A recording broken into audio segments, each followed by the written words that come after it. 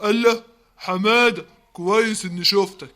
جبت فلوس حصص التقوية بتاعت المدرسة؟ ايه يا مستر؟ فلوس؟ لا والله انا نسيت خالص، والله انا نسيت حتى اقول لابويا. ده انت عسل بقى. فين يالا فلوس التقوية يالا؟ فين فلوس الحصص يالا وانا اشرح لك ببلاش؟ يا مستر،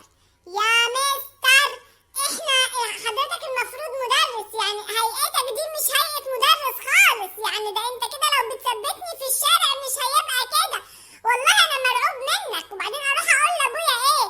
اقول له جايبين لي مدرس يعني جاي من السلخانة بيشرح لنا؟ يا عمي والله مرعوب خلاص، رجليا بتترعش منك. حبيبي وكمان مش عاجبك شكلي؟ هو في زي يالا؟ ده انا الاستاذ يا واد. تتصل بابوك دلوقتي وتقول له عايز 50 جنيه حصص التقوية. حاضر يا مستر، امر لله، هتصل بابويا دلوقتي.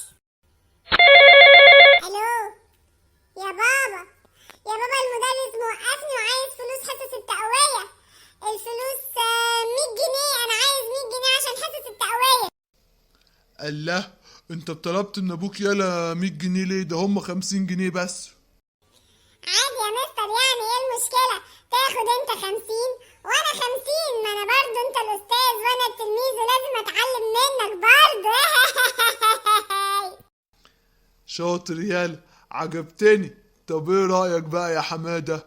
مادام انا الاستاذ فانا هاخد ال100 جنيه كلها وانت مش هتاخد اي حاجة خالص، ويبقى قابلني بيا 100 جنيه عندك دلوقتي. ليه يا مستر؟